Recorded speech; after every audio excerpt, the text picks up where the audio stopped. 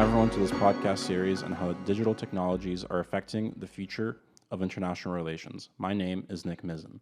Today we are featuring a guest who is going to discuss how autonomous weapon systems are affecting the legal mechanisms that limit and monitor the lethality of war. But first, let me ask my colleague Jessica, what exactly is an autonomous weapon system? That's a great question, Nick. So autonomous weapon systems are any weapons that select and apply force to targets without human intervention. Lethal autonomous weapon systems are weapon systems that use artificial intelligence to identify, select, and kill human targets without human intervention. Thanks, Jessica. Without further ado, let's start the interview. Hello, thank you so much for joining us, Professor Gaeta. Would you be able to tell us a little bit about yourself to get started? Yes, thank you for having me for this podcast. It's a real pleasure. My name is Paola Gaeta, and I'm a professor of international law here at the Graduate Institute of International Development Studies, and I've just concluded a research project on lethal autonomous weapons and war crimes. Thank you so much. And that really is what we want to focus on today, discussing more about the legal and ethical implications of lethal autonomous weapons and autonomous weapon systems. So I want to get started just by focusing a little bit more on what the current legal framework is for regulating autonomous weapon systems and lethal autonomous weapons. Yes, I think that the straightforward answer is that every use of every weapon in armed conflict is regulated by what we call the laws of warfare or international humanitarian law that would, of course, cover also the use of this new weaponry. There is also in this body of law that we call international humanitarian law a particular rule that is called Article 36 of Additional Protocol 1 to the Geneva Conventions that also regulate how states should develop new weapon systems and new methods of warfare. So this is the general framework which is applicable to every weapon. But then, as you might know, there is an attempt to have a specific regulation of autonomous weapon systems, in particular here in Geneva, in the context of the Convention on Conventional Weapons. But these attempts have so far failed. So what do you think the implication of a successful attempt would be on the international system, and what are the implications of the lack of regulations that we currently have on these types of weapons? Yes, let me first distinguish between autonomous weapon systems in general and lethal autonomous weapons systems more in particular, because there is already a vast variety of weapon systems that have ingrained some level of autonomy, and they are still already in use, by military forces. We have seen the use of such autonomous weapon systems in the context of different armed conflict, and including in the Russian-Ukrainian conflict. But to the best of our knowledge, these systems are yet not have a degree of autonomy which is not directed towards selecting autonomously and hitting a human target. But there are in particular loitering munitions that they select and hit not human targets. While lethal autonomous weapon systems, they raise different concerns because their autonomy would be indeed to decide to select and kill a human target. And these weapons, the lethal autonomous weapons, are very much controversial. And it is on these weapons, the lethal autonomous weapons, that a regulation is attempted. Now, there are two matters in this respect. There is a variety of NGOs and the civil society at large, but also some states, they would like to have a ban on the development of these lethal autonomous weapons because they see that there are concerns from the ethical and legal issues.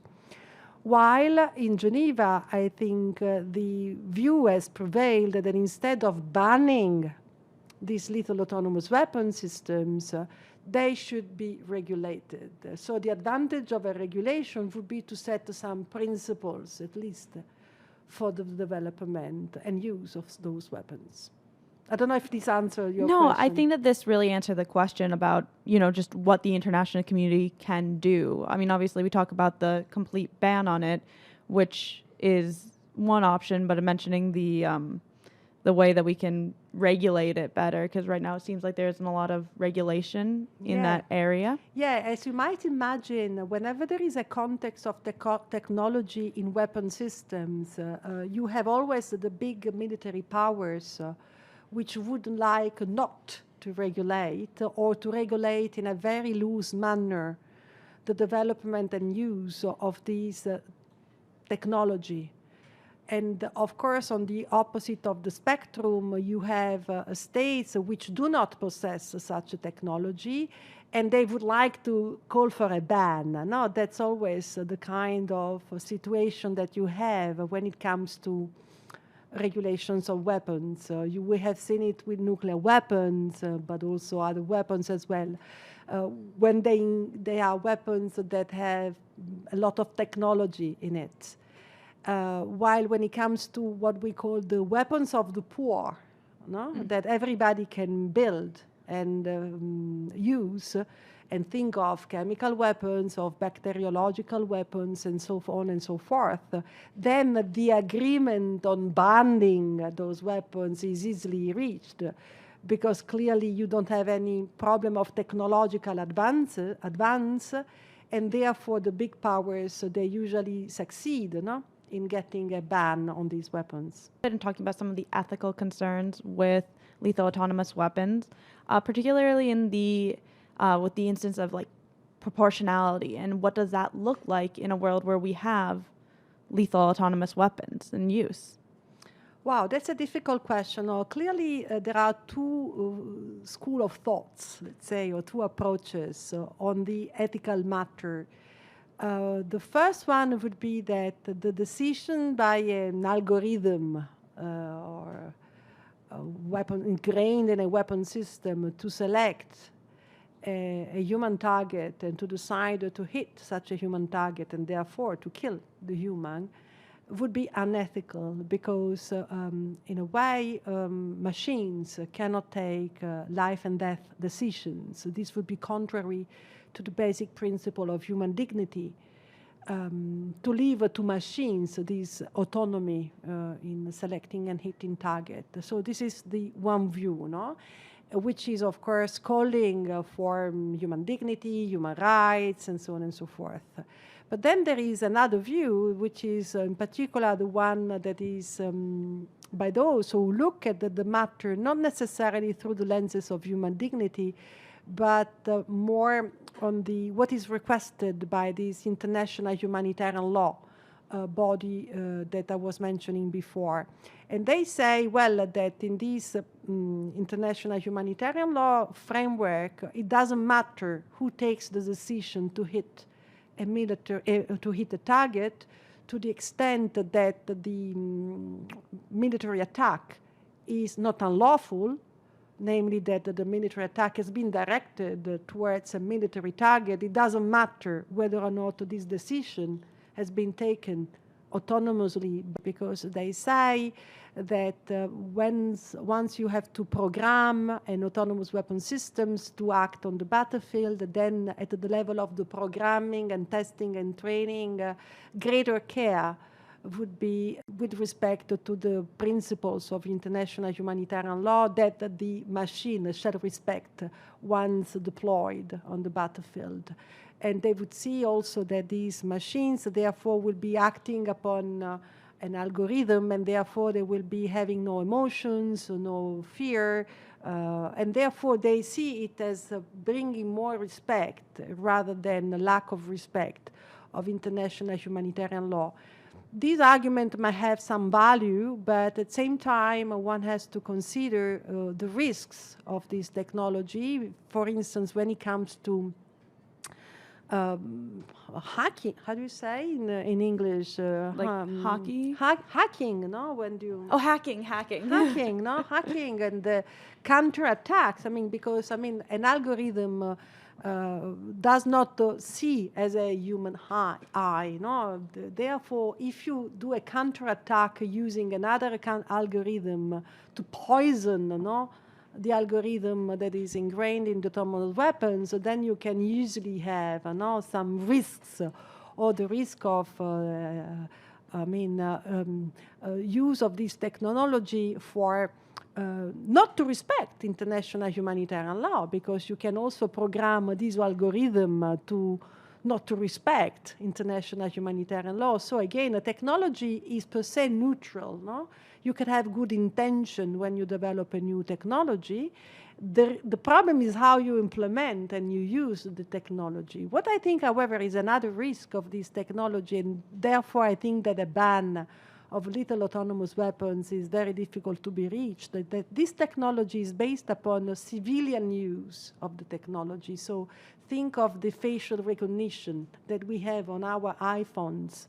The same technology can be used in a weapon to identify persons, I don't know, showing certain characteristics and deciding that they should hit these persons, for instance, if they wear a military uniform, okay? So it's exactly the same technology that is used in our iPhones could be transferred into a machine. So that's the risk of getting a ban, no? Yeah, I think that the discussion of the risks are really important, because you can highlight areas where it is potentially beneficial. But with all of this, and when you're discussing, the laws of war, there has to be that cost-benefit analysis, and there has to be not just in the moment, but as we're preparing to get through it, what are the risks that go into it? So, yeah, I tend to agree with you. And also, however, I would like to underline that these weapons not necessarily will be used, if developed, in armed conflict. They can also be used by the police in enforcement operations. So once the weapon in the technology is developed, of course, international humanitarian law may come into play, but we shall consider that these weapons can be given to the police also, no? And in addition to that, also something that I think often is not discussed is the fact that when it comes to lethal autonomous weapons, okay, there is this ethical issue of leaving to a machine the decision to hit a person and to target a person without a human in control. But I mean, in a way, what's happening already is that pilots of drones sitting somewhere, they always use this technology to process information in a fast manner in order to make a human decision, which is, however, based on the technology. So it's true that the human decision currently to hit the target is taken by a human being, but based on a kind of data which is processed fast by algorithms. So it's really, it's like when you use your Google map, okay? You could decide by yourself to decide where direction to go. But if you rely on Google Map, would you really say that the decision to go in that direction is your decision, or is not the decision of Google Map that you trust? So you see what I'm trying to convey as an idea is that, also the debate on lethal autonomous weapons raises certain concerns, but it's just one other step in the technology that we already currently use. yeah, I totally agree. And I think that there's a lot of push in a lot of discussions to take emotions sort of out of it and the role of emotions and everything into it. Obviously, there's been arguments by experts talking about how emotions on the battlefield can lead to negative decisions being made and lead to greater losses. And perhaps if you had a computer making those decisions without the use of emotions, there might have different impacts. So I want to just kind of get a little bit more of your take on that argument of the emotional nature and are these emotions such a bad thing to have? No, indeed. I think that sometimes human emotions may be also good, even in the battlefield. I mean, you may perhaps be induced by human emotion, not necessarily to take a bad decision, but also in the other way around. Or you can take good decisions, or you can have doubts that a machine may not have. I mean, and things like that. So not necessarily is bad in that direction to have a human emotion in play rather than a computer emotion that would be of a different kind. But also, since you raised the matter of emotion, sometimes also the fact of developing this new technology, if we think about it economically, is advantageous in many respects, particularly because the soldiers in the battlefield, when the war is over, they have a lot or psychological effects and trauma, and therefore you need to pay the pensions to them, post-traumatic effects and things like that. So the cost of using human beings on the battlefield is much higher than developing a technology that is costly, but apparently the calculations is that you save a lot of money in the long run. So there is also this push for big military powers to develop this new technology, not only because they would not risk to put the life of their soldiers in the battlefield at risk, and therefore with all the public opinion consequences, but also because they will make a lot of savings when it comes to paying the pensions to the survivors, the next of kin of soldiers killed in the battlefield, or post-traumatic stress disorders and things like that. We've spoken a lot about the different ways that perhaps a ban might not be the most realistic solution to push for, and of course we have to work in the environment that we're in, but what steps can be taken to ensure that these systems are developed and used in a way that's consistent with international humanitarian law and with a general respect for humanity as a whole? Yeah, I mean, the principle that has been accepted in Geneva, which has been put forward by this NGO called Article 36, which has been very much at the forefront of the negotiations on the lethal autonomous weapons, is the principle of meaningful human control.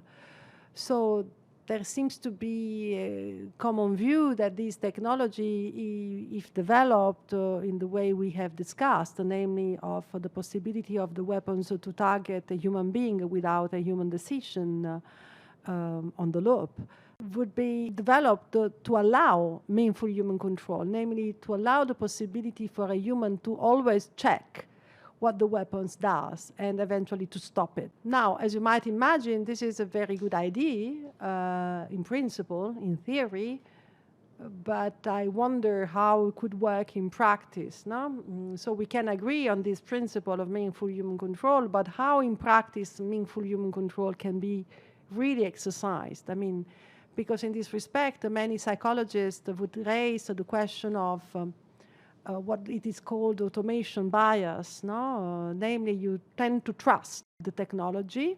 So, or perhaps you are on the opposite side of the spectrum, you don't trust at all. But it's very difficult to really to have a human, from the cognitive side of it, exercising meaningful human control. What does it mean? I mean, as I said, if Google Maps says to me that I have to go in that direction, you can have over-compliance with the directions, even though you may see that it's sending you to a wrong place, so you continue to trust. Or the opposite, as my husband does, he never asks Google Map, but only people in the street. Where should I go? See, my husband is different. He actually won't even trust the people on the street. He just trusts his own intuition. Over-complacency. Yeah, yes, so I think that... So, I mean, I don't know. It's difficult to answer this question because clearly I think that the difference is made whatever you can do with the technology that you, of course, you have to try to develop the technology in order to make it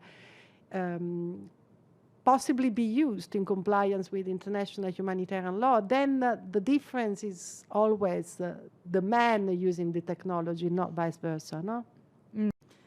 Following up on our discussion about soldier role emotions play on the battlefield, I want to get your feel on what a future would look like if we had a different role where there is more action seen by these lethal autonomous weapon systems in the battlefield.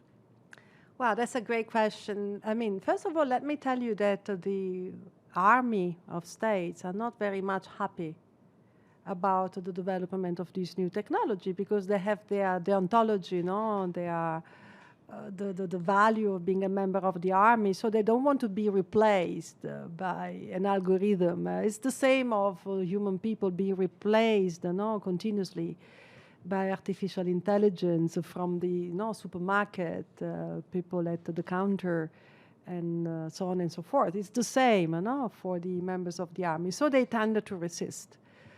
And then when it comes to what you say, a possible future impact of a war using this technology, Well, let me tell you that I would like not to see wars in the future, but unfortunately seems to be wishful thinking.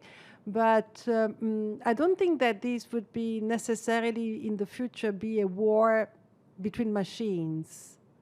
No, because this, on the contrary, would create a greater gap between those having high military technological power and those not having it. Which would render wars even more asymmetrical. So this is not necessarily a good thing. So the scenario is not of robots fighting wars. No, could be robots fighting human beings. With all the consequences now from the viewpoint of the emotions of the victims, because one thing is to be killed by another human being. Also for the next to kin, they can have someone responsible for it, to look in the eyes.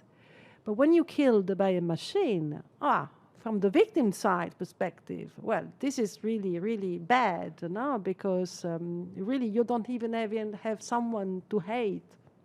Yeah, I think also keeping in mind that a lot of fighting these days occurs in urban settings where there are a lot more people around. Yeah. It's already proven that the enormous bad effects of the use of drones and the victims, when they are killed or they are members of their family or friends are killed by drones so distant in the sky, they really have psychological effects which are really even worse than compared to seeing someone doing something wrong to you. So I think this is something that would be worth exploring also from the potential impact of technology in warfare. Yeah, I agree. And I think that's something that perhaps people don't necessarily think about in the argument, because there's a lot to be said about the potential to increase or improve the mental health of the soldiers on the side using it, but what about the victims? Absolutely. And how do you make sense of that in something that is a very deeply emotional thing that is war? Absolutely. Going on, as we look at the larger implications and the larger norms, you mentioned a few times about asymmetry in warfare and the difference between the countries that have the capacity to create these expensive automatic or lethal autonomous weapon systems and the countries that don't. So what do you think, or what do you see as the implications of that on the international relations as a whole and on the legal system as a whole? Yes, as usually whenever there is some technological advantage in military equipment, as you might imagine, this creates changes in the geopolitics. It's the same thing that we have seen with the nuclear weapons. So this could be the same in the case of the possible development of lethal autonomous weapons, or even more advanced use of artificial intelligence through the so-called swarms. So the advantage that these powers would acquire would have an impact on the geopolitics for sure, and would change also the possible, equilibrium in the world power. Mm-hmm. But I'm not an expert on these matters, but that's what I feel. It's something clear, Yeah, I think I get the same feeling that it's something that we really need to think strongly about, not just the immediate impacts, but the long-term impacts. Yeah, but there is also this aspect that it's so difficult to be, let's say, also to get a regulation or a ban of this technology, also for considering, as I said, that this technology has a lot of civilian use. It's developed for civilian use. Therefore, for instance, in the US, the US Minister of Defense has to convince Google and other partners to cooperate with the government to use this technology for the military use. And this creates a lot of problems. There have been also protests by Google employees, that they didn't want to help the Pentagon in developing the technology, and so on and so forth, for ethical reasons. But the same is not for countries such as China or Russia, where there is not the same kind of organization of the society and of the power, and therefore Chinese engineering cannot have the possibility to choose whether or not to cooperate with their government. So the risk is that you have certain countries such as China or perhaps Russia, which in the future would be more easily developing this technology, while certain other countries of the West will have more difficulties. So it's quite also worrisome, if we consider at the geopolitical implication of for a country to acquire an advantage in this respect. Mm-hmm. Very complex. It is very complex, and I think that's a really great point to bring up, that there is that worry perhaps of some states of being, well, if I make the choice to not develop these, what implication would that have in the future? Exactly. And the balance of power is could go in the direction a different direction. Yeah, so it's really a very complicated subject to brace. Well, I can't express to you how much we're grateful that you were able to come onto this podcast. I think that you gave a really good perspective, and also posed a lot of questions that I think that we can all start thinking about when we look and we read the news and then read the new developments. So thank you so much for coming. And I hope that we can read a little bit more from you in the future as we look at your future publications on this topic. Thank you so much. It was a great pleasure. Thanks, Jessica, and thanks to Professor Gaeta for her time and insight. Indeed, this is not a particularly heartwarming topic, but it is one which will be highly relevant over the next few years as advancements in military technology increasingly force the international community to adapt its legal frameworks to this new reality. Goodbye, everyone.